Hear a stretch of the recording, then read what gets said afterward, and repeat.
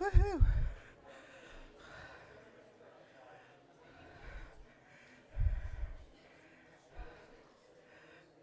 Good evening, everyone. It's wonderful to see you all here. I'm Angela Holmes, one of the members of the Social Justice Committee. The purpose of this evening is to select a congregational social justice program issue. In a minute, I would like to review the program and introduce the Social Justice Committee members. But first, a short recap. The preparation for tonight has been nearly a 2-year project, beginning with the introduction at High Holy Days 2 years ago. Since its introduction, over 45 one-to-one discussions have been held, and over 150 congregants participated in house meetings through the generosity of many families who volunteered the use of their homes to discuss the question, how are you experiencing the brokenness of the world? The Social Justice Committee then researched the 3 prominent issues that emerged from those conversations. The results of the research were sent to the congregation twice. The first was the summary version, and the second was the entire research results for each issue. The committee who volunteered their time to bring us to this evening are, and pardon me, but in the essence of time, I will say their names quickly: Cindy Grossberg, Ria Dorn, Sheila Silver, Paula Pitluck, Suzette Zazueta, Susie Jasper, Sunny Sandberg, Patty Moulton, Barry Leschewitz, Amy Grayson, Joe Rosenthal, Rosalie Lubell, Alyssa Ackerman, Len and Susan Silberman, Mark Bourvet, Samantha Dressel, Barbara and Jerry Rosen, Gary Holloway, and Rabbi Cohen. An advisory member of our team has been Lee Winkleman from the Religious Action Center, and he is with us this evening. Welcome, Lee. We will begin with our board president, then the meeting will be brought to order with a prayer and thoughts on Jews and justice from Rabbi Cohen. We will proceed from there to the introductions of the community partner representatives, followed by their presentations, then followed by a brief legislative action summary of each of the areas of homelessness, hunger, and immigration. During the agency presentations, if you have a question of any of the agency representatives, we ask that you write it on your index card that you were given as you entered. Then hold up the card, and it will be picked up by one of the committee members. Rabbi Cohen will introduce Lee Winkleman, who will share his thoughts about this evening with us, followed by a question and answer panel discussion moderated by Michelle Sugarman. At the end of the panel, Rabbi will explain what will happen in the social hall and dismiss us there for the conclusion of the program and the important task of selecting a congregational social justice issue. P.S. There will be snacks. Let's begin by hearing from our TBS president, Jack Holmes.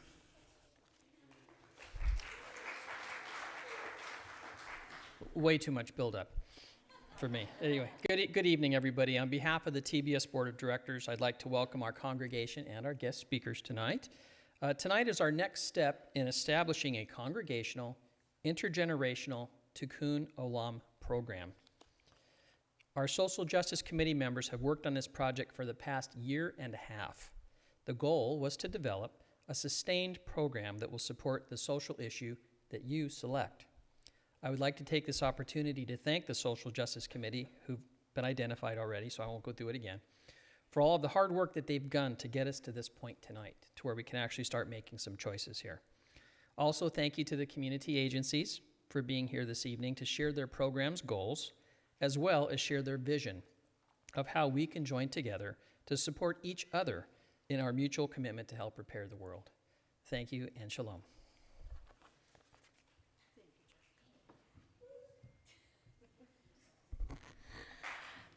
Oh, thank you. Thank you, everybody, for being here tonight. So why are we here tonight? Well, it was in 1927 that the UAHC, also known as the Union of American Hebrew Congregations, now known as URJ, the Union for Reform Judaism, adopted a platform that stated the importance of Reform Jews taking action in social justice. It recognized the dignity at that time, the dignity of labor, and that human rights must take precedence over the rights of property. In 1927, the UAHC noted how important it was to speak out for the laborer and dignity of the worker. In the platform, it states that it is the duty of the synagogue and its pulpit to speak courageously on human rights as part of its prophetic function. So here we are, 92 years later, and we are gathering together as a congregation to continue this work. Times may be different, but we continue to see in our world injustices. It is our duty as Jews to care for, as Torah states, the poor, the stranger, the orphan, and the widow. We are always reminded that we were slaves in Egypt, and God delivered us out, not just by ourselves, but to care for others. In Deuteronomy 16:20, it says, Tzedek, tzedek tirdof, justice, justice shall you pursue. And this has long been the proud tradition of Judaism, and especially the Reform movement. As has been stated over the past 18 months, a core committee group of individuals who have been very committed to this work have been involved in house meetings and interviews and discussions with over 150 people, including our teenagers and youth. We've listened to all of the issues that keep us up at night. There were 11 key issues identified, but we could only do the research of 3 of them. Now, this is not to say that any one issue is more important than the other. Instead, it is our starting with one, being successful in creating big change, and then doing it all over again and tackling another. So tonight, as you already know, the 3 issues that we present are homelessness, hunger, and immigration. We hope that each of you have taken the time to read all 3 very in-depth reports before coming, so that you could learn about the Jewish values of each, what we can do as a congregation, and especially how we can partner with our community agencies to create great change. It is good to be able to help those in need at a moment, but it is even greater if we can truly enact change. So Lee Winkleman is also with us later on, and we will be learning more about the Religious Action Center and especially RAC California. And he will be sharing with us not only the work that we do here in our congregation, but the work that is being done within our movement and throughout California and the country. Finally, I want to thank each and every one of you for being here tonight, being a part of standing together with TBS and saying, Tzedek, tzedek tirdof, justice, justice shall we pursue. We are going to work toward making our world that much better because we want to create change. As Reformed Jews, we make a collective effort to engage on issues of local, national, and global concern. We speak out on behalf of the vulnerable, and we seek justice for all. This is who we are. I'd like to invite you to join with me with our blessing if you have ever attended a board meeting or another committee meeting, but the last few words are la'asok b'tzorchei tzibur, just like when you're lighting the candles. Baruch atah Adonai, Eloheinu melech ha'olam, asher kiddushanu b'mitzvotav v'tzivanu la'asok b'tzorchei tzibur. Blessed are you, Adonai, our God, eternal soul of the universe, who makes us holy through all of the mitzvot and commands us to engage in the needs of the community. Amen.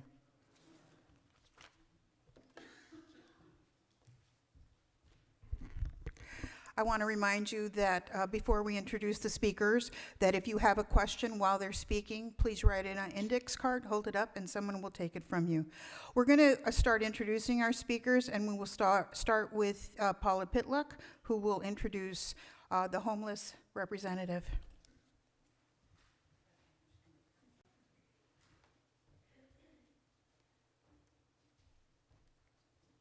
All right, thank you. Good evening. I'm going to introduce Bex Hayhoe. You're coming, okay. I'll let her get her technology going. And Bex is the senior manager of United to End Homelessness for Orange County United Way.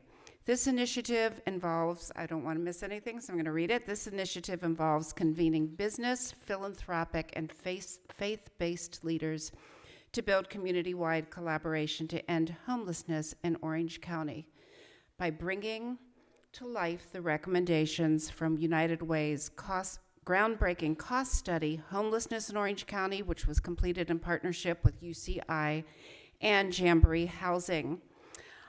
She is a member of the governing board of the Continuum of Care for Orange County. My first encounter with her was in November when I randomly saw that there was a Homelessness 101 program going on at EB Free Church in Fullerton. And I worked in Fullerton for years and saw a lot of the effects of homelessness among our students in school.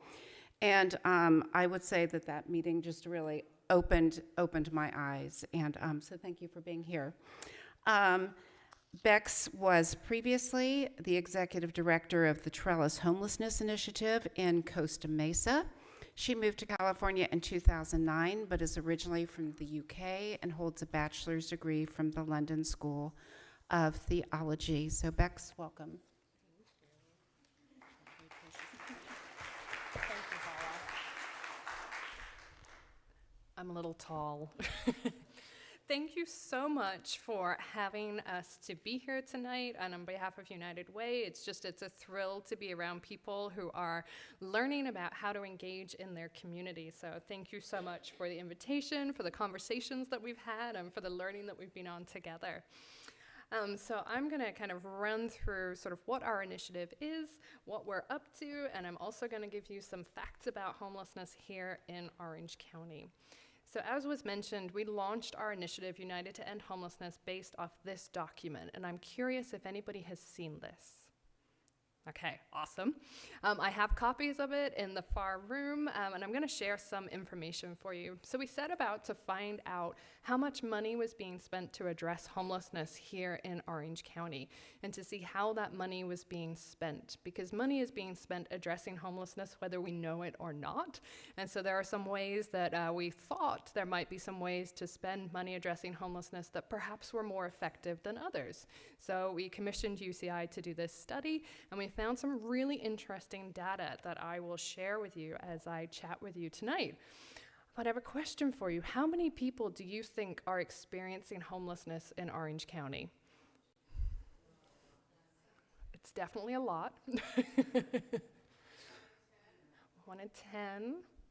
So we just released, and by we, I mean collectively as a community, our point in time count results. So in January, we sent about 1,000 volunteers out to the community, and we have 6,860 people who are homeless here in Orange County. And that, the majority of those are out on our streets, and some of those are in an emergency shelter or a transitional shelter. That includes 311 veterans. It includes 271 youth between the ages of 18 to 24. It includes 677 seniors who are over the age of 62, and the majority of those are out on our streets. It also includes 466 families. So we have a significant number of people who are experiencing homelessness.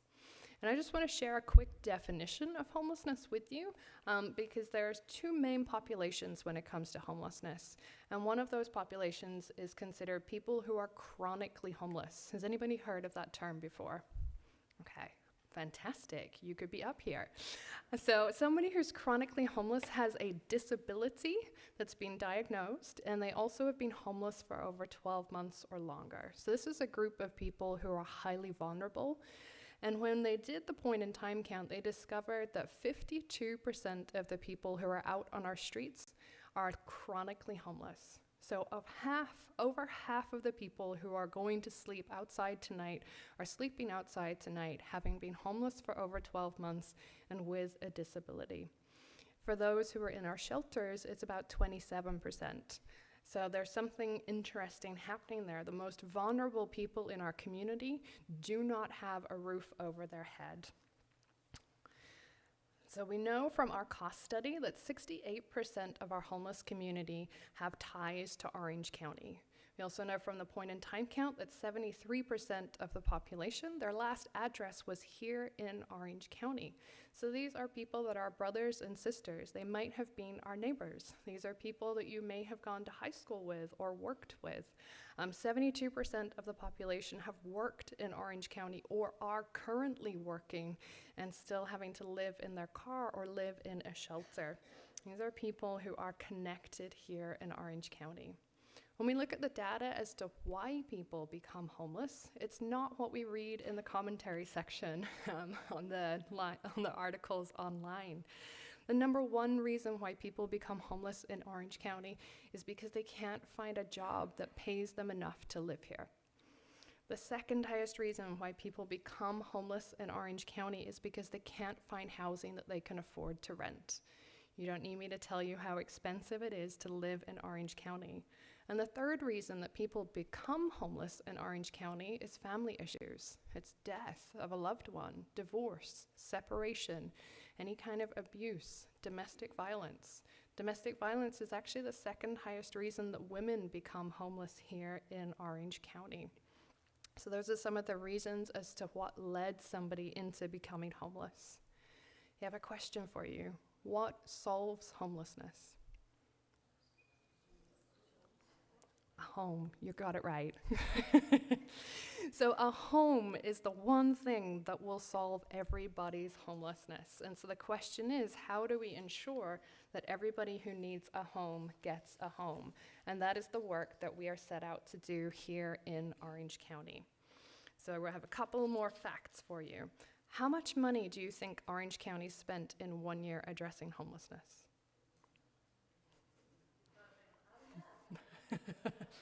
It was quite a bit of money. We spent $299 million.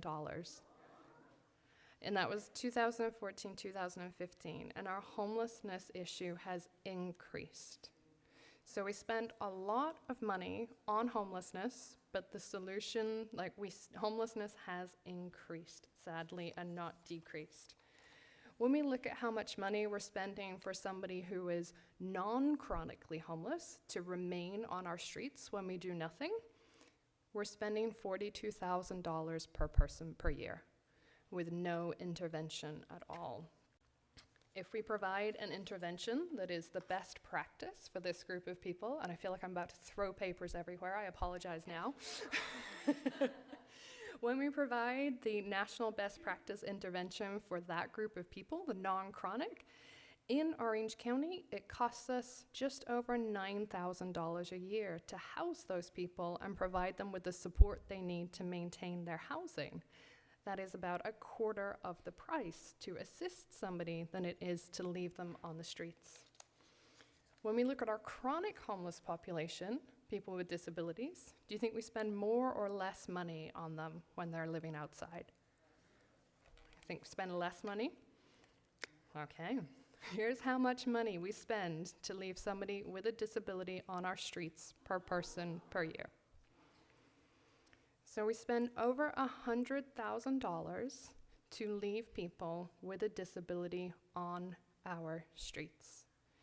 Do you think it's cheaper to house them, pay their rent, make sure they have a case manager to access 24/7, food to eat, the transportation to and from medical appointments, health insurance? Do you think it's cheaper to do that than it is to leave them on the streets? You're correct.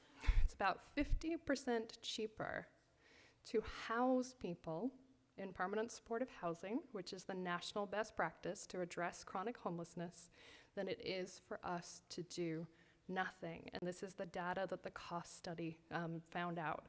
And this fits with the trends around the country.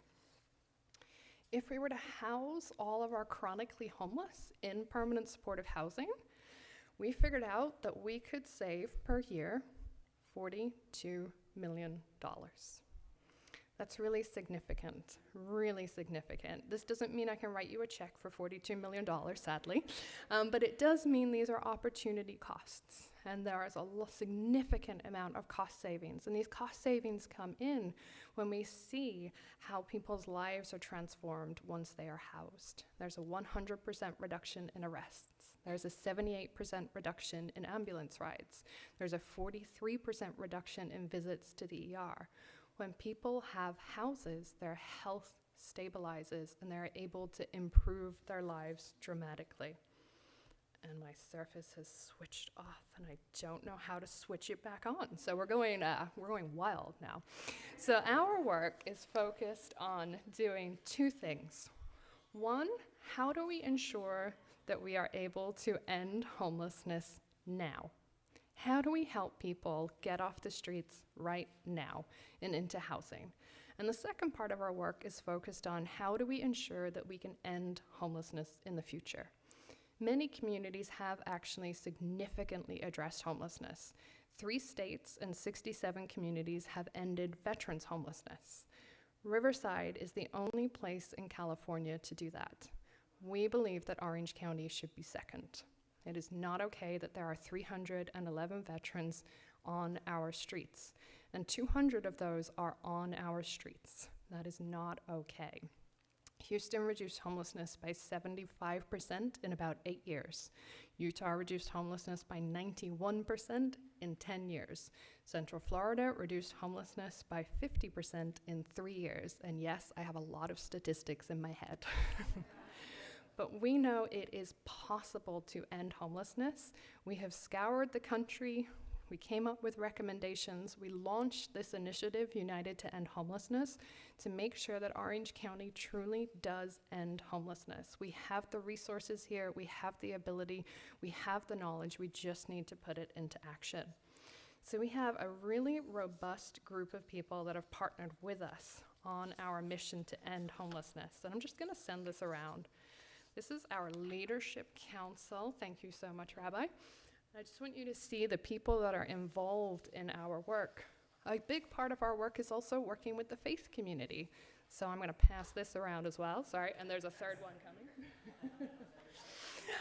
We're going to get our steps in tonight. So we work with the faith community. The faith community has a really unique role to play here. It's not just the dollars that matter. These are people. These are real people with real stories, real lives. There are people that are passing away on our streets every month here in Orange County. I've lost count of the number of people, but it's around 600 to 800 people in the last few years that have passed away, men, women, and children, while experiencing homelessness here in Orange County, and it does not need to be that way. And we believe that the faith community has a really unique role to stand up and be the moral voice in our community. We also work with a wide variety of nonprofit partners, so I'll pass this one around too, if I can drag you up again. Thank you so much. And so I just want you to see kind of the breadth of partnerships that we have in order to get our work done. And so we have 2 focuses, as I mentioned. How do we end homelessness now for somebody like Mary?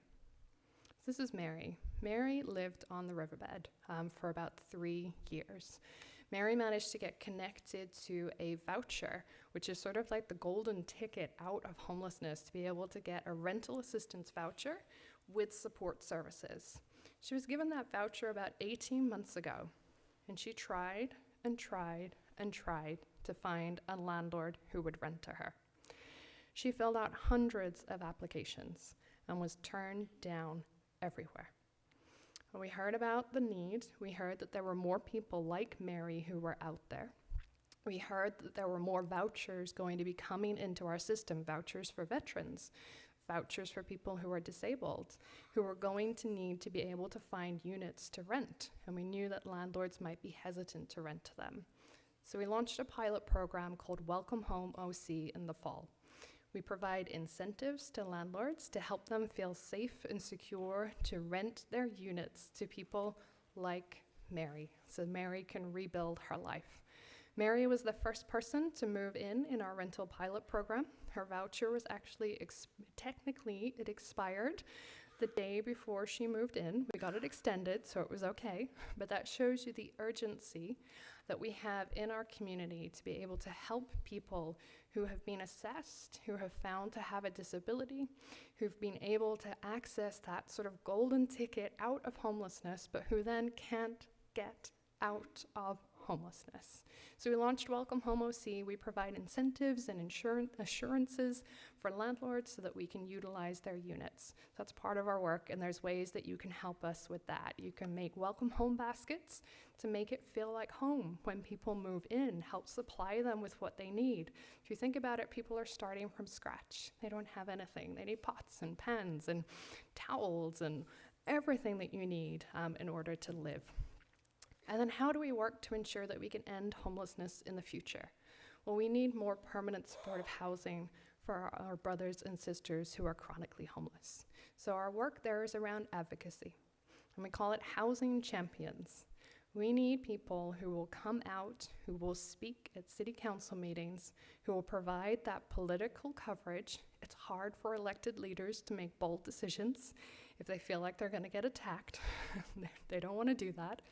But we know that when good people show up and say, I've got your back, this is the right decision for our community, I will support you and I will bring my friends with me, and we will sit here and we will smile and we will not yell at you and scream profanities at you.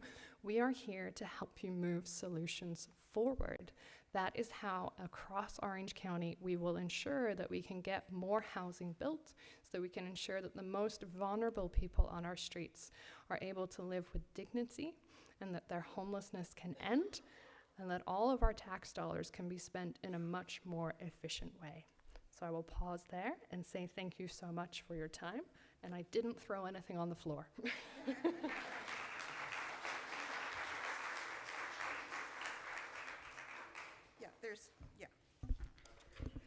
Yeah. Not now. We're going to take them from the cards. Okay, thank you. When the three issues were determined, part of what our research was to go out and to interview different community groups, and we had an opportunity to look at many. Then Cindy and I met with Second Harvest Food Bank, and we met this lovely lady, Vanessa Hugon, who is the development associate at Second Harvest Food Bank. And we had a complete tour of the facility and the different activities that we could partner with, and we shared some of the thoughts we had for activities that we would generate here. And so we were quite impressed, and we would definitely like Vanessa to come forward and share her agency with us.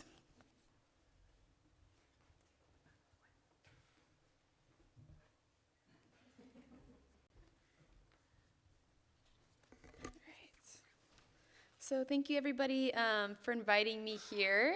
Again, my name is Vanessa Hugon, representing Second Harvest Food Bank of Orange County. Just very shortly, a little bit about Second Harvest. Second Harvest is the largest hunger relief organization in Orange County. We've been serving this community, Orange County as our service area, for 35 years. And the way that we work is we rescue food that would otherwise go to waste, primarily from farmers, grocery retailers, distributors, suppliers, and community food drives that probably many of you have participated in the past. We then sort and process that food and distribute it throughout the community through two ways. One, through community partners, which are smaller nonprofit organizations such as just smaller charities, shelters, community centers, religious organizations, soup kitchens, etc. And also through programs that we run ourselves at schools and at senior community centers and apartments. And it's that way that we're able to really reach every neighborhood and all 34 cities in Orange County. So currently we're distributing 25.1 million meals to our community just this last year, and working on what we call a bold goal, a strategic plan to reach 30 million meals by 2021 in order to really close the meal gap and fulfill the total need. So I'm going to speak to three talking points that Angela gave me to speak to today. First, I'm going to share a story about two people that we've helped and kind of who they represent, the individuals that we help, why the work that we do is valuable to the community, and lastly, how your congregation can partner with us. So first, I'm going to speak to Lori's story. Lori is a mother and wife, and she really represents many of the working families that are facing food insecurity. So I'll just, this is really her testimony, so I'll just speak as if it was her voice. And this is Lori. I'll have it at the table later if you guys want to get a closer look. My name is Lori, and we've been coming to this food pantry for the last year to help feed our family. We started having financial problems when my husband had back surgery.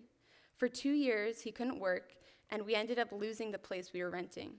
We had to move in with my in-laws.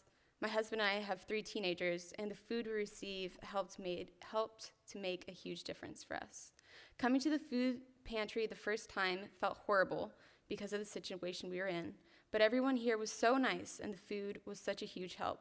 It meant that we could worry about paying the bills and not have to worry about buying as many groceries. Now my husband is back working, and I'll be able to go back soon after my hip surgery. We're still struggling to catch up on our bills and pay car payments, but things are much better. The food we get here really helps with that. We're able to get cereal, fruits and vegetables, meat, milk, and canned goods. With active teenagers, getting enough food can be expensive. We really couldn't have got through this tough time without people who support Second Harvest Food Bank. You have fed my children, my husband, and me. It's places like this that help people feel like there's hope, so they don't get discouraged when times are tough. Knowing that there was somewhere we could get help took a lot of the worry away. We've been able to focus getting back on our feet. And next, I just want to share Jim's story. Jim is a retired senior living in Mission Viejo, a city out there that I think a lot of people wouldn't assume that there's people in need. But he's a great example of the increasing need in the senior community. My name is Jim, and my wife and I live on a very fixed income. There are a number of us, even here in Mission Viejo, who only have our Social Security income for retirement. I had a good job as an engineer at a computer company, but as I got nearer to retirement, the company I worked for started going downhill. As a result, my retirement fizzled out, and there wasn't time to build up any wealth in a 401k. Social Security is what we had to fall back on. When your income gets tight, you have to allot so much of it to take care of things like home repairs or car maintenance. Even on Medicare, you still have co-pays on your medication, which can be expensive. All of that comes out of your income. When the food budget gets tight, it's hard to afford healthy food. Coming to the Park It Market Second Harvest Food Bank program has been fantastic for us. We're able to get meat, dairies, and eggs, and a variety of fresh produce. The truck is full of healthy items. I can select the food I want. Coming every week has helped us be more frugal and stretch our income. It really helps keep us going. So I just wanted to share those stories because I think that does a better job of really letting the people that we serve illustrate the importance and the benefit of the food that we distribute. And Jim and Lori really represent 2 of 300,000 people in Orange County who are food insecure. I heard somebody earlier shout out 1 in 10. That's actually the stat for the number of people that are food insecure in Orange County. And that's equivalent to, if you can imagine Angel Stadium, if you filled up Angel Stadium 7 times. That's kind of a good visual to use. When I say food insecure, that means individuals who have limited or uncertain access to an adequate amount of food. And these are people just like you and me. They have families, they have jobs, but they're just struggling to put food on the table because they've fallen on hard times or just because they can't make ends meet. Just like was shared earlier, the high cost of living, especially the high cost of housing, the average rent in Orange County is $1,800 a month.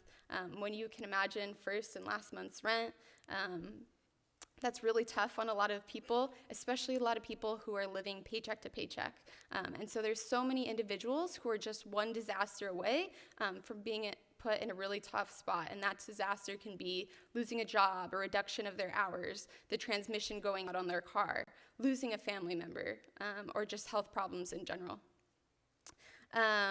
And so by providing food, not only were we providing the sustenance that people need to live a healthy, active life, but we're also taking away those tough decisions that people are facing between paying for groceries and other necessities.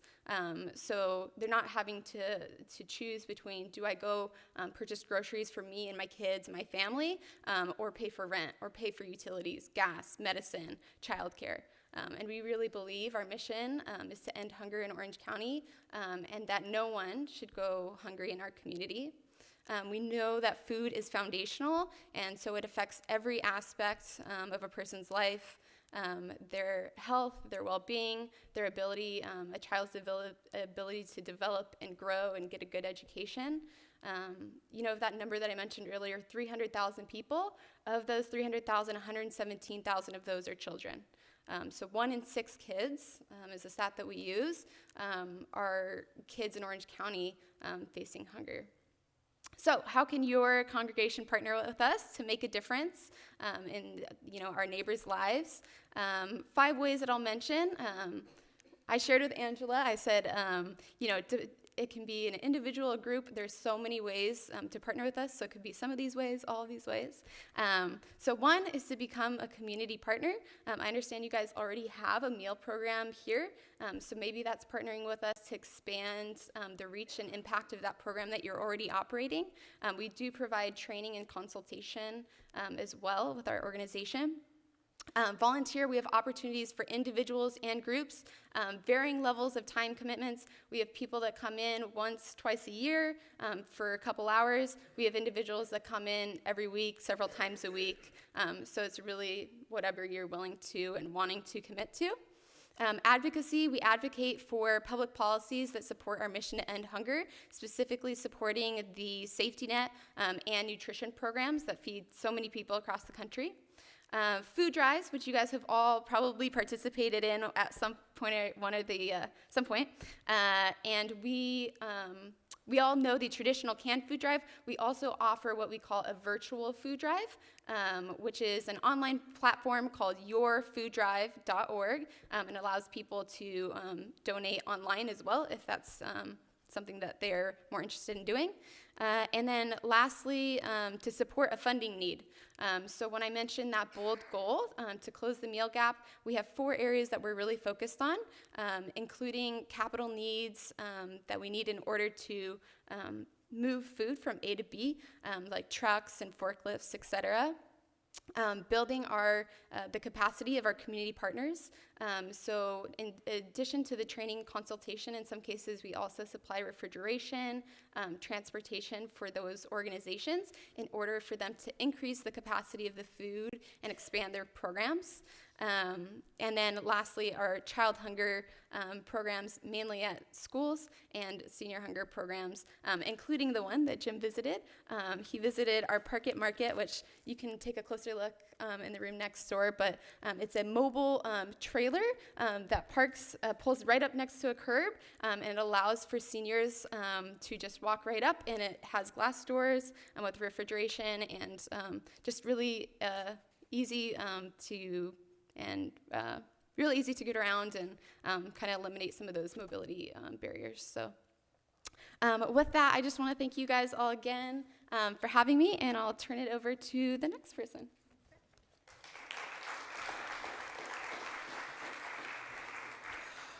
And just to let you know that when we sent the full copy of the research that we did, there was a list of entry points and activities to engage with these partners, and those lists are going to be listed, just to remind you, in the social hall when we go in there. Our next presentation will be immigration, and Patty will introduce our speaker.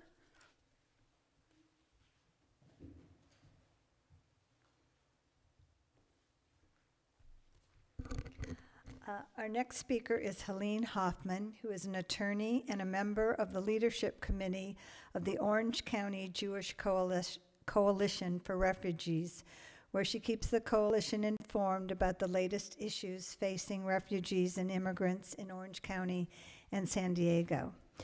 Ms. Hoffman received her law degree at DePaul University College of Law in Chicago.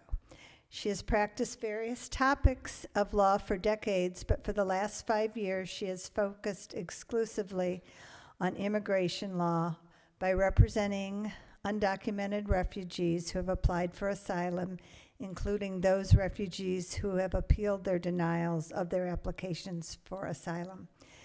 Ms. Hoffman will now present to you information about the services that the Orange County Jewish Coalition for Refugees provides, as well as some activities that members of the TBS congregation can participate in to help refugees.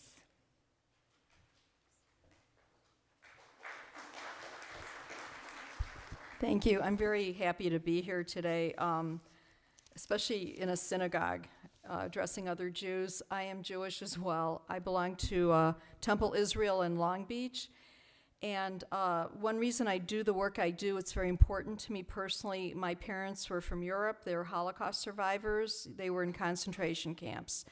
And when I address groups and rallies, I tell people that xenophobia begins somewhere. It doesn't begin with just a Hitler popping out and throwing people into camps. It's unfortunately a very slow process that we always have to be made aware of when we're taught to demean other people. As far as the Orange County Jewish Coalition for Refugees, I'm very proud to be a member of that organization. I think at our meetings, it seems like every synagogue in Orange County is represented.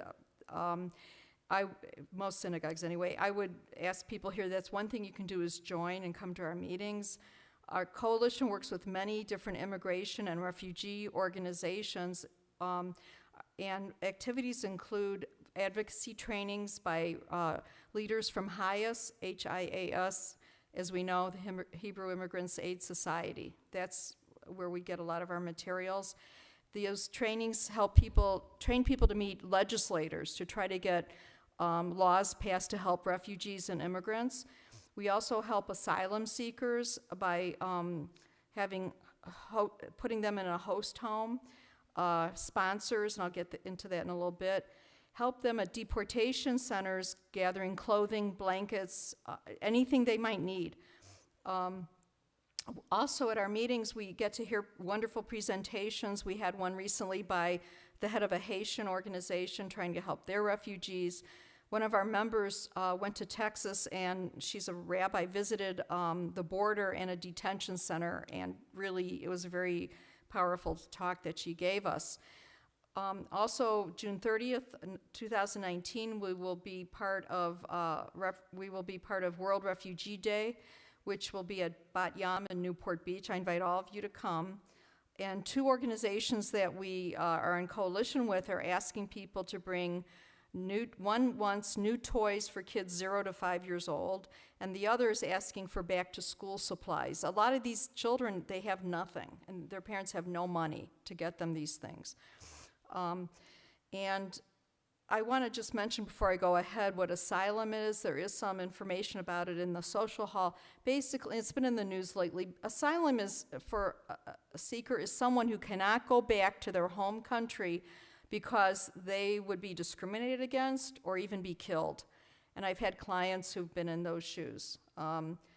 So I just want to mention that. And there's a lot of, like I said, press around it now.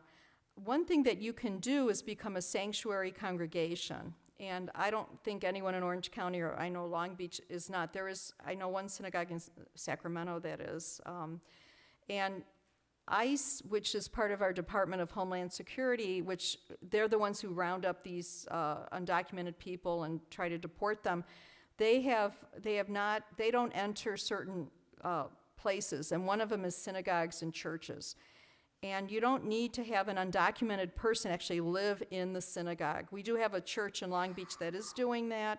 God bless them. But what a congregation can do, they can help the person find lodging. They can provide them with food and clothing. And this also could be for asylum seekers. And could provide money for bond hearings. A lot of people are in detention centers. They can't get out oftentimes unless there's a hearing in front of a judge where a bond has to be placed, so they will come back to the immigration court, and a lot of the sanctuaries are loaning them money for that.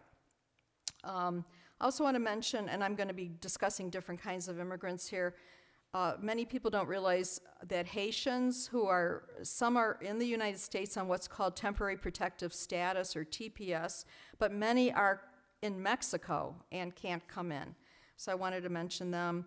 Trump, by the way, he first took away their legal status, but now he's saying they can have this legal status again if they are in the United States. This just came out like 2 days ago. To be up on immigration law, you have to read everything every day. Anyway, I also wanted to ask you, how many people here know that we have had people serving in our military, U.S. military armed forces, who've been deported?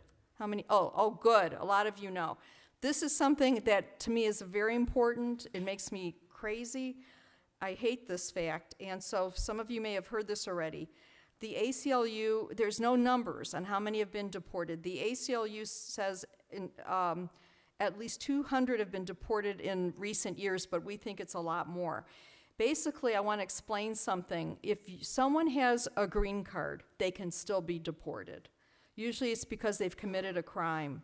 And it's a little tricky with the crimes. They're usually crimes of like moral turpitude, they call them, or whatever. But one person that I'll get to in a minute, they wanted to deport him back in the days before marijuana was legal here, because they caught him with one marijuana plant. And they said that because of that, he had a deportation order from a judge.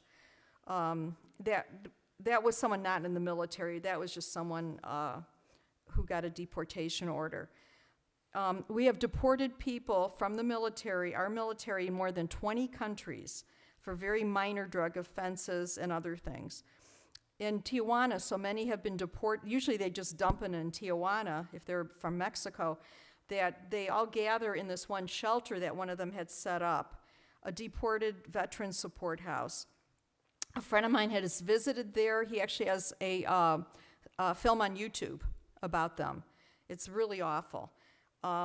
There has been a bill introduced in Congress to help them, and this bill is still in committee.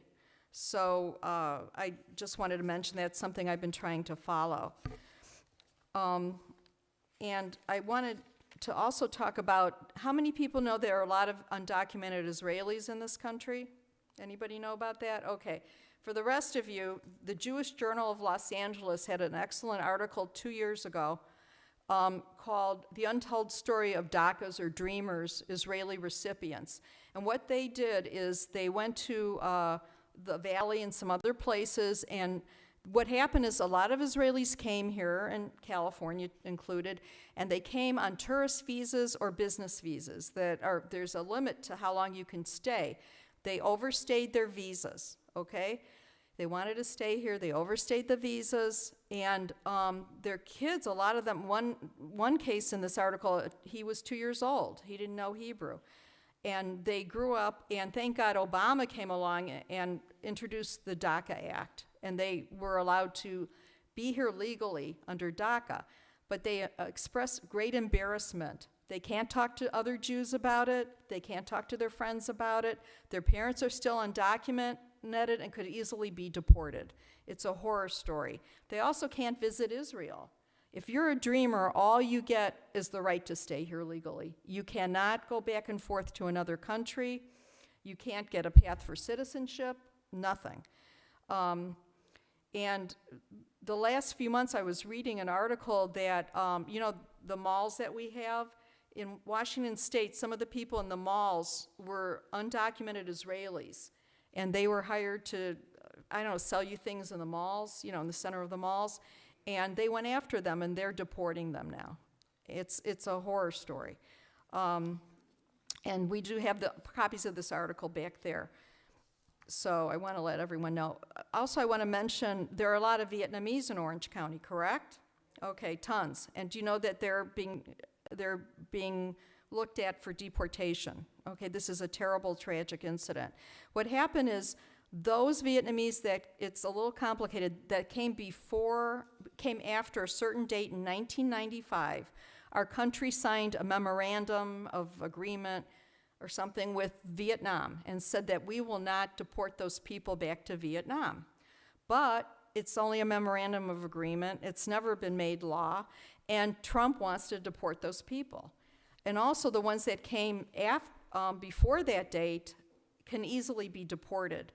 And I'll tell you the story of two of them. One of them was Huang Trim. I hope I said this right. These are both Orange County residents. He had served a year in prison, once again, for possession of one marijuana plant. And as soon as he walked out of prison, ICE was ready to grab him and took him to a detention center. He was held for 7 months, detained for 7 months in Theo Lacey Detention Center, okay? Because they consider any drug charge a moral charge, and that person should be deported. Another one, and this is really awful, is his name's Long Bao Ho. He was, or still is, we're not sure, a resident of Westminster. What happened is he pled guilty to a drug charge when he was 19. He was young, He came to the U.S. after 1995, so they easily got a deportation order for him. And it's very old. It's from 2009. They didn't care. He spent 2 years in prison. He was let out into the community, and he became a model citizen. Most people go back to prison. He didn't. He got 2 educational degrees. He managed a company, plus created his own business on the side. He was earning a good living. He's a father to 2 children. He's a husband.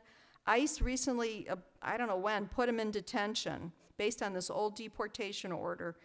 And the last thing I read about him, they said that he was to be deported May 8th. I don't know if he's been deported or not. I tried to find out. It's a horrific situation. And like that gentleman, Mr. Ho, there are about 8,000 to 10,000 Vietnamese who came to this country before 1995 whom Trump intends to deport. And that's horrific for Orange County because we have so many Vietnamese. And once again, he even wants to deport the ones who came after 1995 when they had that memorandum. So anyway, that's what I want to say. I hope all of you can get involved in something that we talked about here. It's urgent, really, and it's important to remember that as Jews, and the rabbi was mentioning, we're all mentioning, we have to remember our own history. And there are plenty of Jews who are undocumented immigrants that nobody talks about.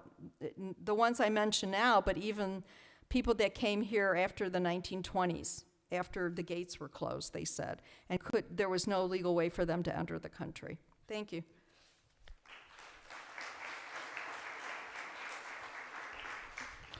Thank you very much. In order to support any effective systemic and long-lasting local and state change, involvement in legislative advocacy will be an ongoing activity that our members can participate in. Representatives for each issue will now present a sample of the many legislative advocacy assembly and Senate bills that have been initiated this year. And we will start with Sunny. There you are. Oh, she's coming.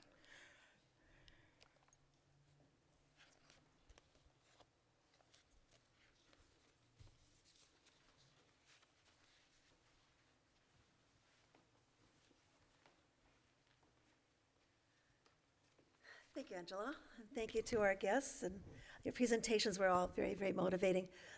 I'm here to talk to you about the direct action and advocacy for homelessness. Currently, we're looking at 2 types of advocacy work.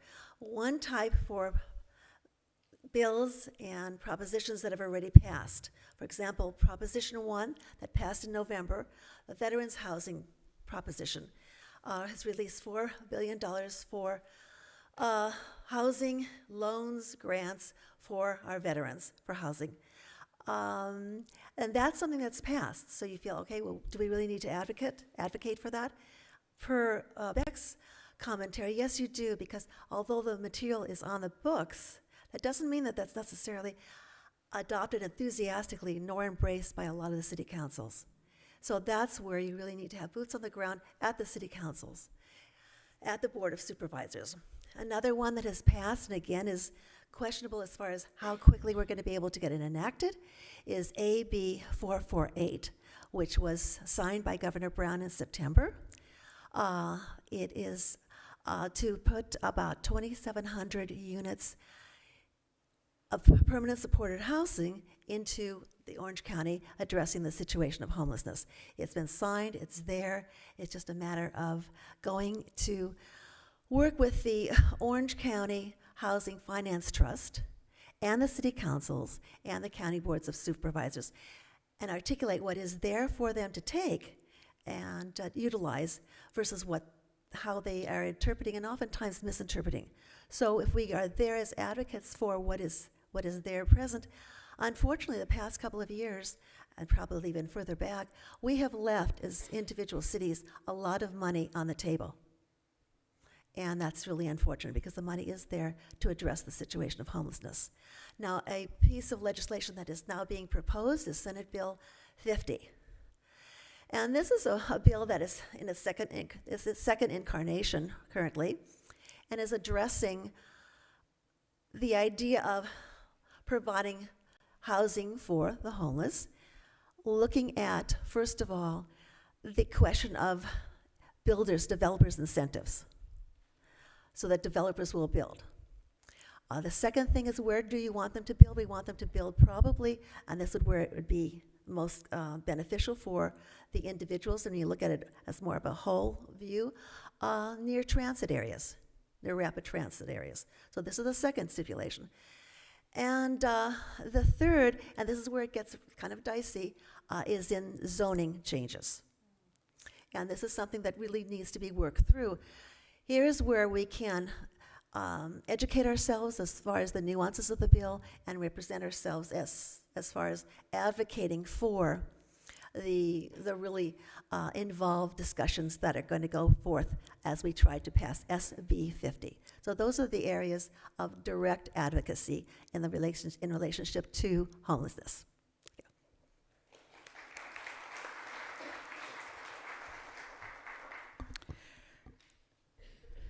When you do this research, you find out a lot of things you didn't know.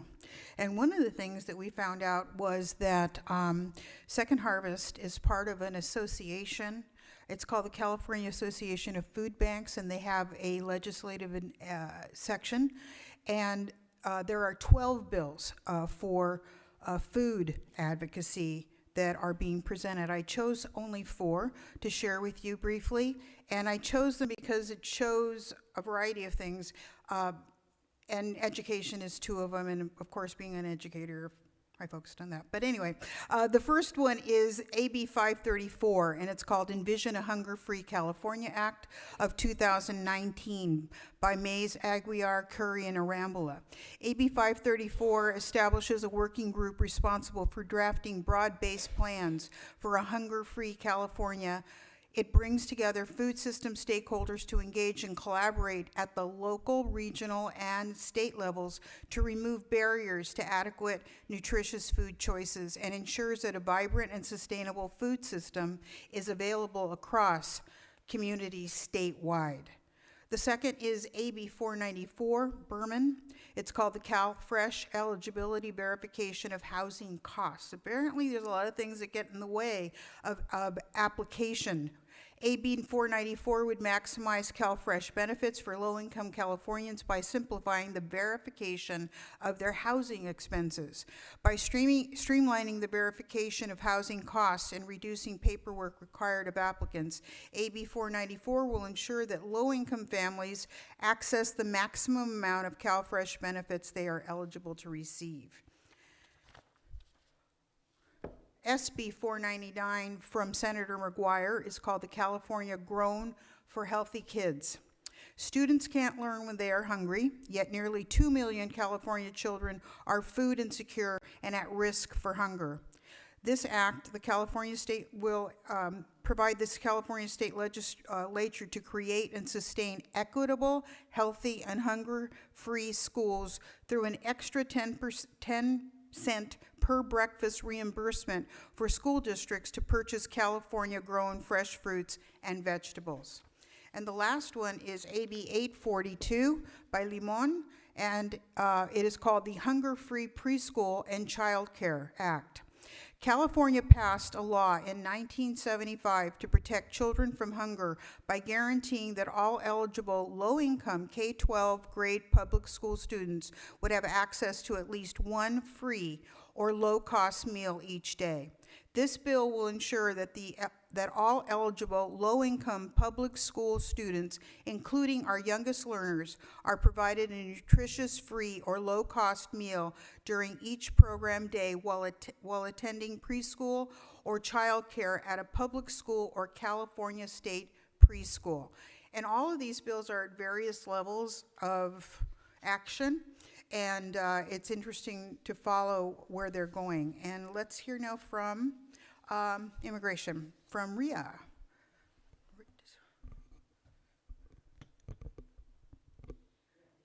Can you, is there a little? Is it down?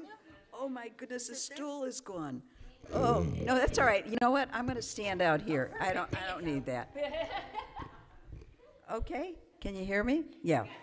Okay, so I'm going to, I'm giving you information about one bill. It's the Assembly Bill 4. It's the same as the Senate Bill 29, and it deals with Medi-Cal eligibility. It extends eligibility for full-scope Medi-Cal benefits to undocumented adults aged 19 and above who are otherwise eligible for those benefits but for their immigration status. The existing law prohibits under federal law undocumented individuals from being eligible for any state or local public benefits, including Medicaid, except for assistance for health care items and services that are necessary for the treatment of an emergency medical condition, public health assistance for immunizations, and for testing and treatment of symptoms of communicable disease. It permits under federal law a state to make an undocumented immigrant eligible for any state or local public benefit for which such an individual would otherwise be ineligible. In other words, a state can make its own ruling regarding eligibility. The current scope of Medi-Cal coverage for immigrants: an individual must be a state resident and low income, recent legal immigrants and undocumented immigrants who meet income and residency requirements are Medi-Cal eligible, but the scope of that coverage depends on the immigration status and the age of the individual. In 2015, undocumented children were made eligible for full-scope Medi-Cal services. Medi-Cal also provides coverage for undocumented individuals needing breast and cervical cancer treatment, family planning services through Family Pact. Undocumented adults are not eligible, with very few exceptions, for enrollment in Medi-Cal managed care plans. Approximately 950,000 undocumented adults are enrolled in limited scope Medi-Cal as of July 2018. The UC Berkeley Labor Center estimates that this constitutes approximately 80% of those who would be eligible for full scope coverage under this bill. So the purpose of the bill: regardless of an individual's citizenship status, the individual is entitled to receiving health care that is accessible and affordable. This bill ensures that this extends to undocumented adults. Undocumented immigrants would receive health care coverage through Medi-Cal. And you can all find out who your assembly member is and who your state senator is for any of these bills. And you can, I guess we're going to learn about what RAC information can give us on what is happening to these bills and how much we're needed to push them forward.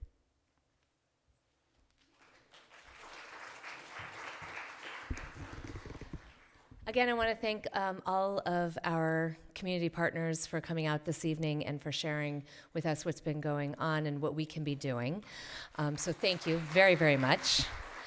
So back in January of 2017, I sat down with Lee Winkleman and we had a long discussion about how do we create change. And he let me in on the fact that there was within the reform movement a community of practice. And a community of practice are congregations who come together and over a 2-year period really focus on specific needs or a specific program. And this particular community of practice was bringing justice to the center, to the middle of our congregations. And so we were fortunate enough to be invited into this community of practice along with other congregations throughout the country and spent those 18 months studying and meeting regularly with those other congregations via Zoom. Zoom is an awesome platform. And hearing what's been going on throughout the country and what other congregations are doing and how they too were going through the same process that we are going through over these past 18 months and culminating in this evening. So our wonderful guide in that has been Lee Winkleman from the Religious Action Center, and he has been mentoring our team over these many, many months and has made a couple of different trips down here to be with us in person, and so it is my honor to invite forward Lee Winkleman from the Religious Action Center.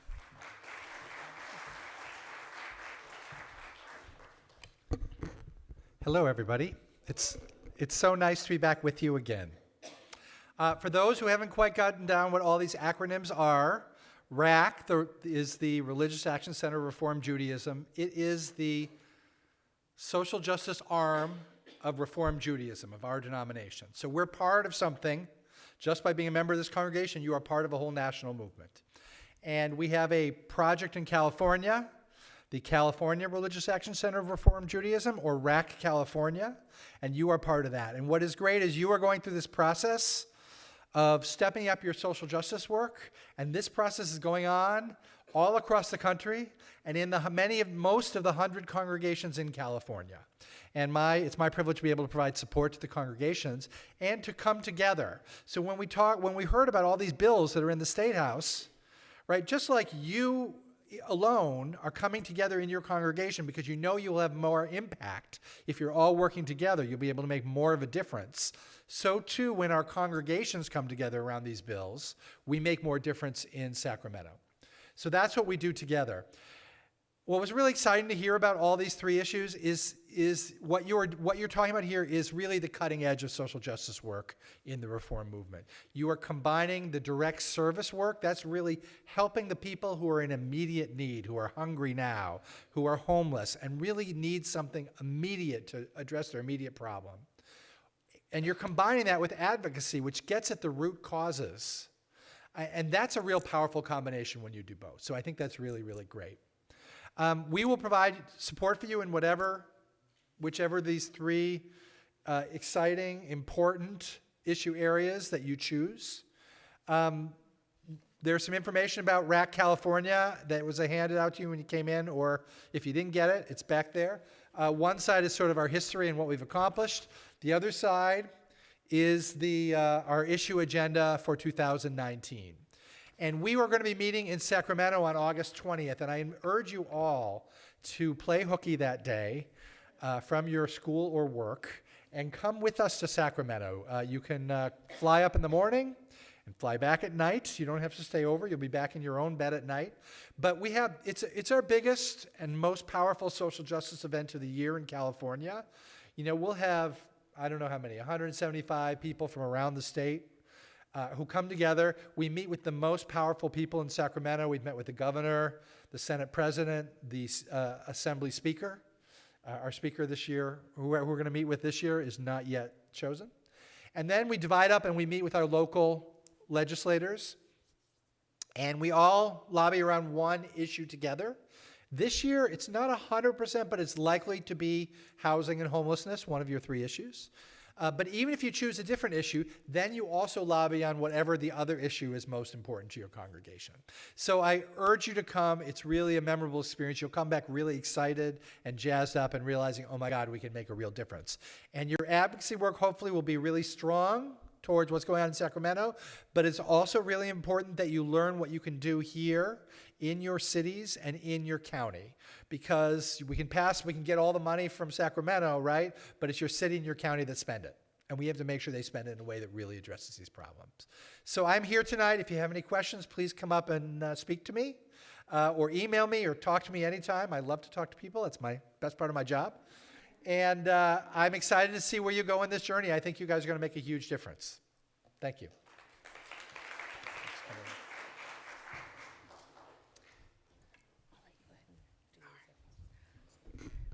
Michelle, we will now have the panel discussion. Microphones.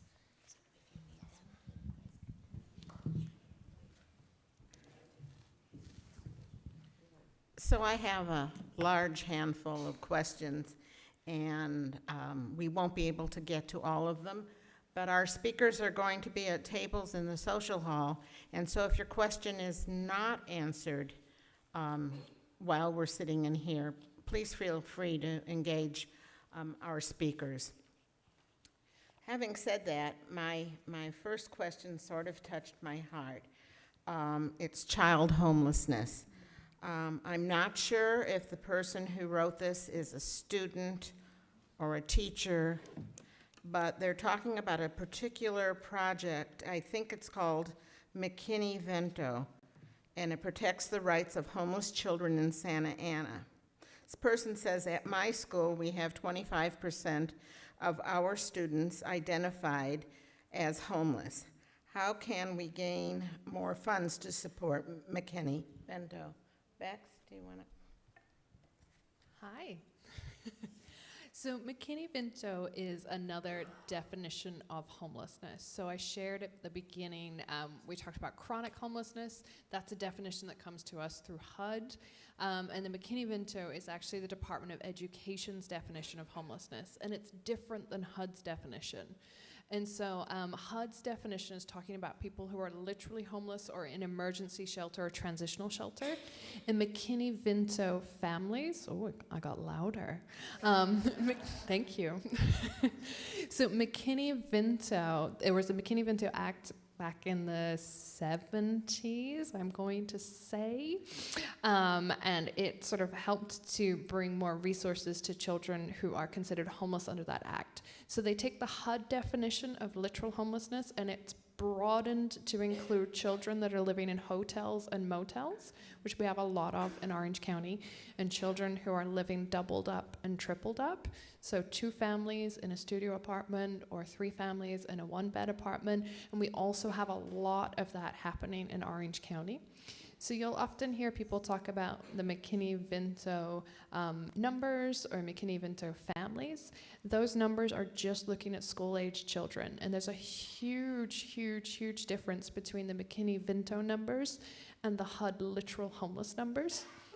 So from our 2019 point in time count, I'll give you some more information on that. It was 466 families, and those families had 1,550 people in those households. It was 584 adults and 966 children who are literally homeless. But under the McKinney-Vento definition, that broader definition, it's about 28,500 children. So there is a huge difference, obviously, between 966 children and 28,500 children. So the majority of that 28,500, they're housing insecure.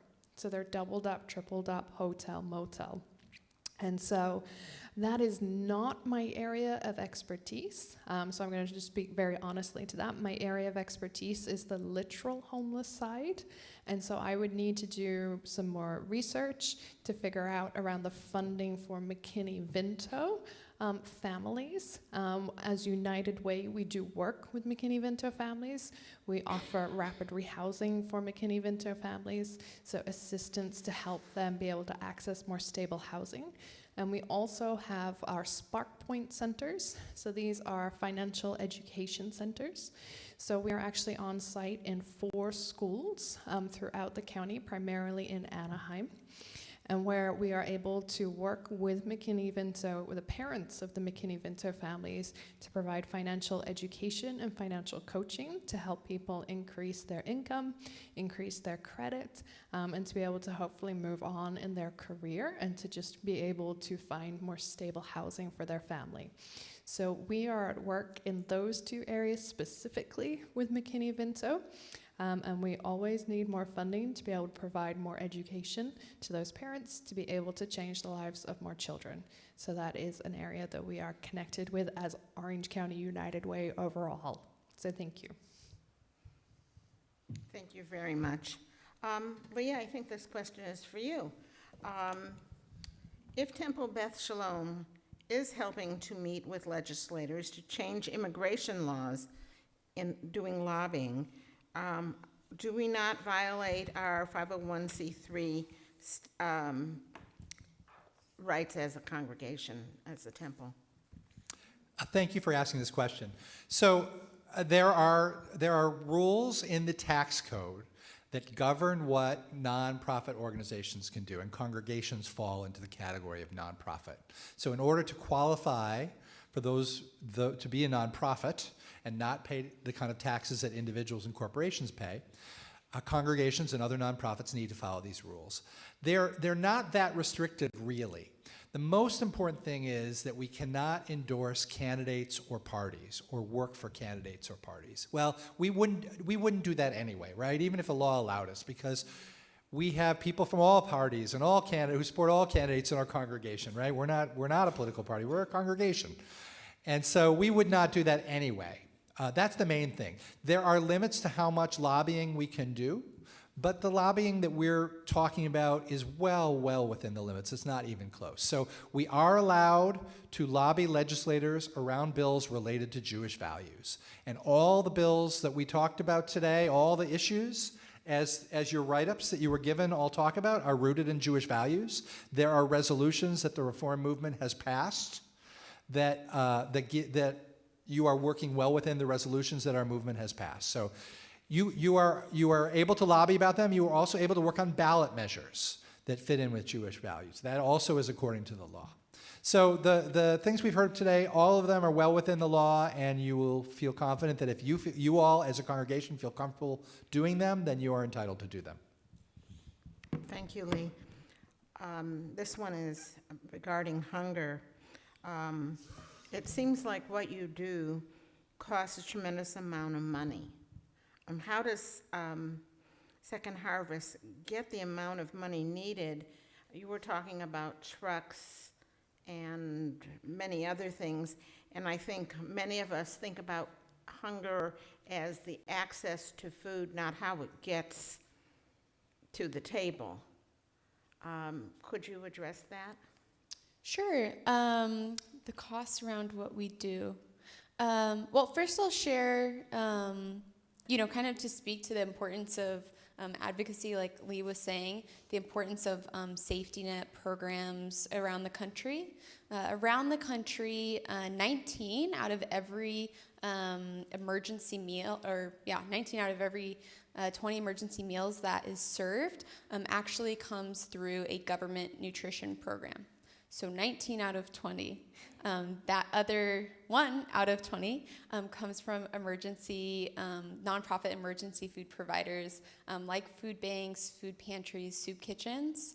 So certainly the work that we do does have financial implications, and which is one of the reasons why protecting those safety net programs is so important to us, is because if just a little bit of those programs were cut, I think in the last budget year, the administration proposed cutting the food stamp program in half.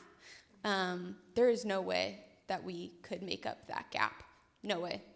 People would absolutely be going without rationing their food, et cetera. So that's to one point. The other is the food bank's ability to leverage our resources in the community. We have relationships with farmers and pretty much every grocery retailer that you can think of throughout the community: Ralph's, Albertsons, Target, Walmart, Trader Joe's, Sprouts. And because of that, those donations, I think our in-kind product donations is probably worth about $48 million. A year, but our operating budget, the funds that we receive primarily through individuals and foundations, corporations, and a little bit of reimbursement for some of the government nutrition programs that we operate, is about $10 million.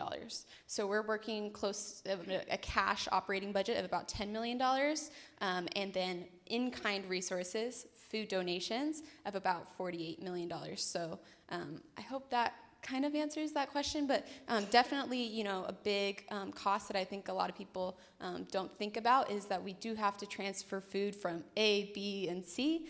So get it to our facility or immediately to those individuals. So certainly those capital needs, I think, are really unique to our nonprofit and our organization. All right, thank Hopefully you. that answer that. Here's a homeless question. Do you try to reunite families with relatives who might have a home they could live in? I don't even know if that's part of your mandate, but that's the question. So we don't do that as United to End Homelessness, primarily because that's already happening in the community. So we really set up this initiative to be able to identify gaps in the system and be able to address those gaps. So there are a number of communities around there are a number of cities that operate this kind of a program. Actually, was one of the first to start one of these in the city of Costa Mesa. It was called Reconnections. It's still running, so I set that up in the city. There's also programs called Homeward Bound. There's another one, I think it's called Coast to Coast. And so there's a lot of nonprofits around the county who run programs where they're able to provide funding to get somebody from here to wherever they might have family where their homelessness can end. So we haven't replicated that as United to End Homelessness because that's already happening. And we're determined to just meet those gaps so that we can really use our resources wisely. Okay, thank you. Helene, immigration. What services are available to deal with emotional damage to children who are illegal or awaiting asylum? That's a very good question. I want to thank you. There is tremendous emotional damage to children and adults. I don't know of any specific programs. There are, someone I know was doing work. He was hired, he's bilingual, in a shelter in San Diego for people who were let out of detention while they're waiting for their asylum cases to be heard. And I know he on his own would do stuff. And I do believe that this was, by the way, I was very proud to find out this was a shelter completely set up by and paid for by the San Diego Jewish Children and Family Services. I don't know how it came out I was Jewish, he just told me this. But I do believe that those shelters, places like that, do try to provide some of that. Of course, when families move into a community or they go stay with relatives or something, they just have to find things locally, and I'm sorry I don't really know of specific programs.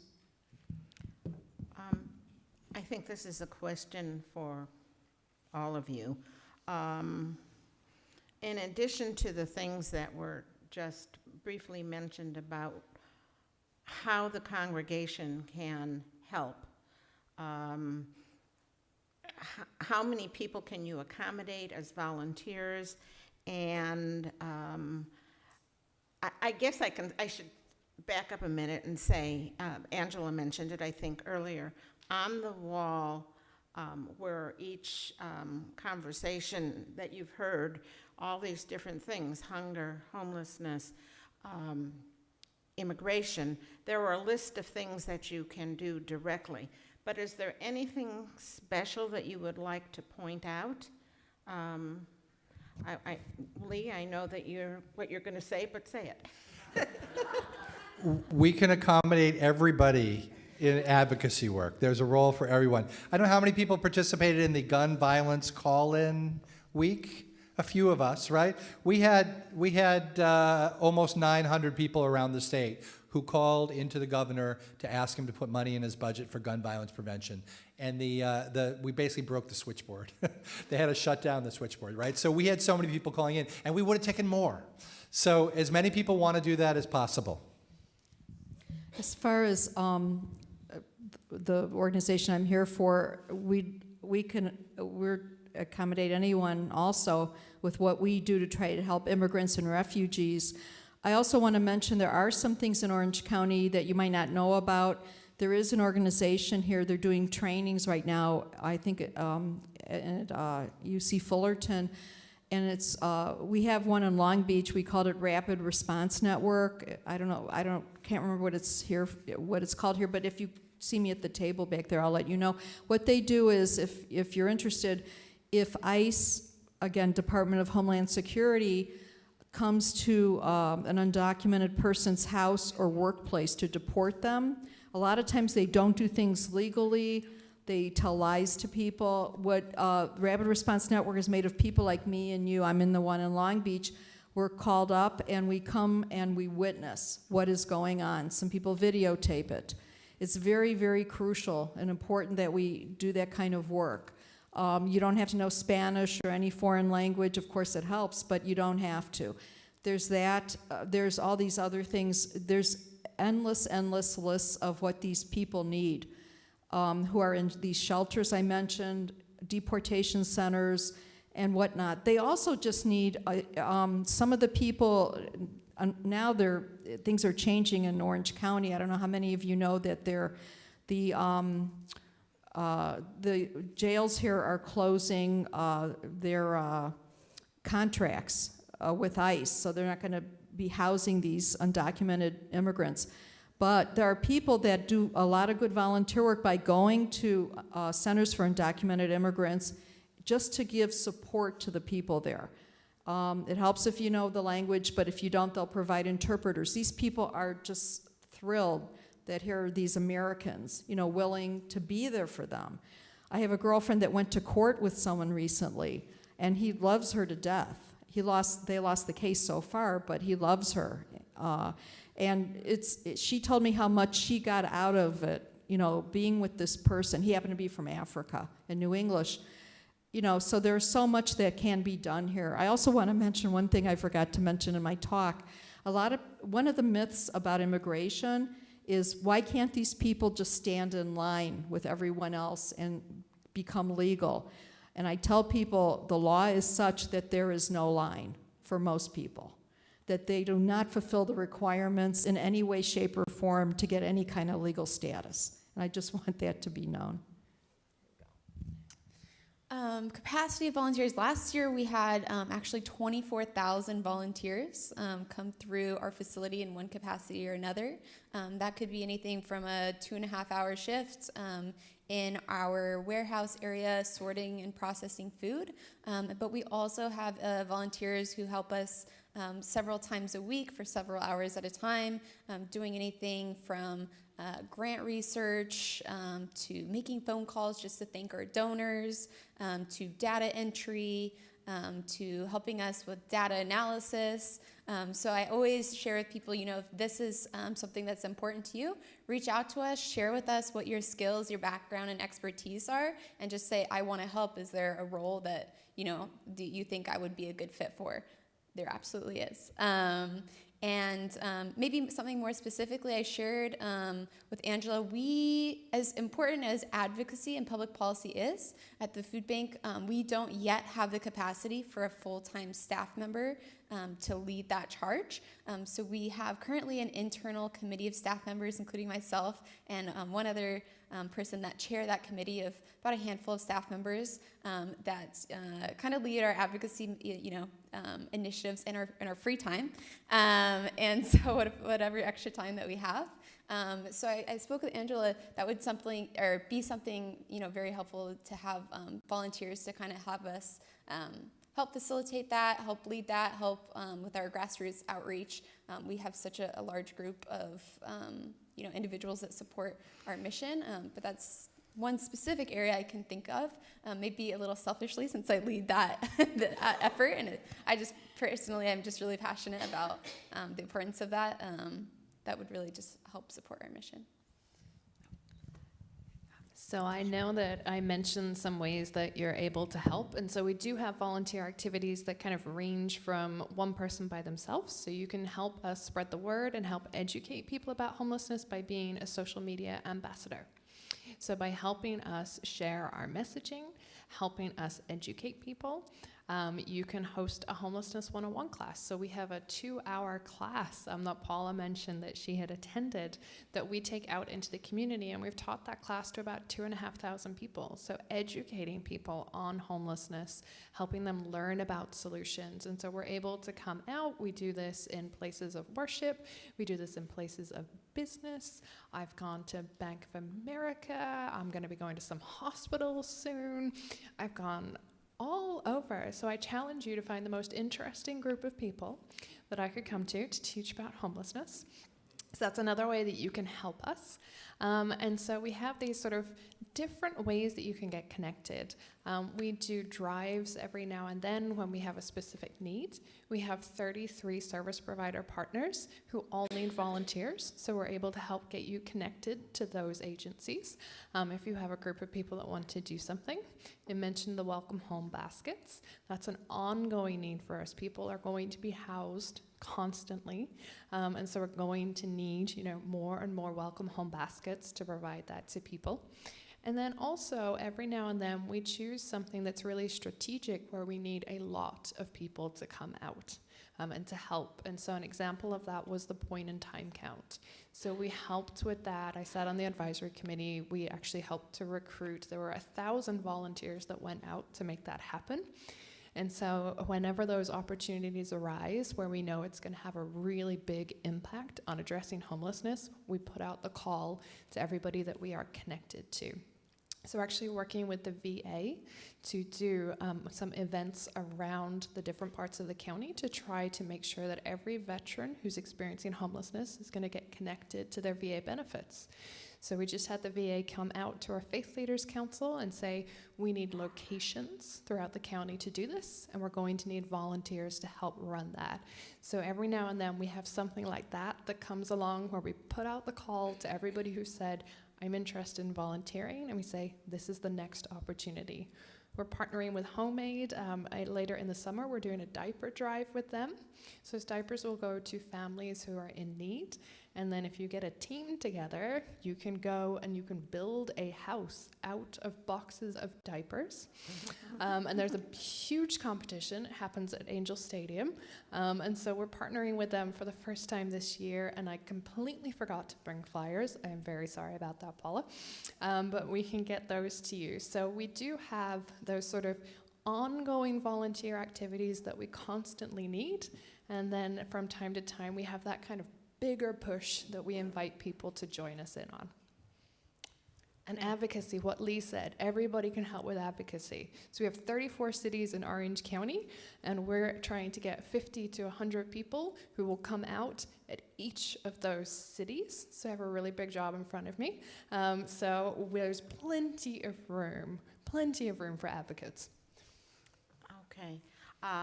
I don't want to get the hook, so I'm going to turn this over to the rabbi. And remember, if you have more questions, save them till we get in the other room. Thank you, everyone. So once again, I want to thank all of you for investing your time this evening to be here and to be a part of this. I especially want to thank, once again, the entire Social Justice Committee for their investment of hours upon hours upon hours upon hours of time. You can't even imagine how many hours they put in. So with that being said, just so you are aware, because this is a huge deal for our congregation. This is amazing of being able to say, we as a congregation, as Temple Beth Shalom, want to create big change. We want to do something together. And because of that, we recognize not everybody was able to be here this evening. We have been recording this evening, and it is going to be going up later on, and there'll be an email going out to the congregation tomorrow. in which they will, those who are not able to be here will be able to watch. You'll also be able to rewatch it if you want to, and to share what was going on, what was shared this evening. All of you, however, and then this will also happen for those who are going to be, who will get the email tomorrow. But today, each of you are going to receive 5 stickers. Okay, now you're going to go 5. There's 3 issues. What is she doing? Don't worry, I'm not crazy. I know I don't know math. I know I joke about that. But here's what we're doing. We are going to be weighing in. All right? I'm not using the V word. That's not what we're doing tonight because every single issue is absolutely important. We are going to be weighing in where do we think we as a congregation can create the biggest change, both through direct service and advocacy. Where is it that we can create change together? So you're going to, every single person, not one per household, one per person, is going to receive 5 stickers. They're on the wall, 3 different sheets. One says homeless, one says hunger, one says immigration. We'd like you to distribute your 5 stickers however you like to. 3, 1, 1, 2, 1, 2, however you want to, 5 all on one, wherever, however you weigh yourself with those 3 issues. Again, tomorrow morning, there will be an email that will be going out to the congregation so that they can do the same thing. However, I'm asking them to please invest the time that you all have invested tonight and watch the video. Don't just vote and vote blindly. I really, really want to thank you for taking this time, for investing your time in helping us as a community to create change. Again, this is a part of our reform movement. This is a part of Judaism. Tzedek, tzedek, tirdof. Justice, justice shall you pursue. We are to take care of all of those within our community, and even all of those within our community are within our own congregation as well. So give me, about 10 minutes or so. I will bring the stickers out to us in the social hall. Again, all of our wonderful panelists will be in the social hall. You can go ask them direct questions there. The entire committee, we will all be in there. Come ask us questions, ask Lee questions. Don't hesitate. There are snacks that were baked by us because we thought how awesome that we should do some baking. I baked brownies too.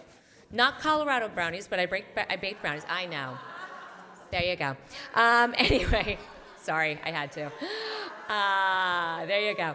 Anyway, I hope that you will come eat something, come talk with us, and again, give me about 10 minutes and I will get those stickers to you all. Thank you again, everyone, very, very much.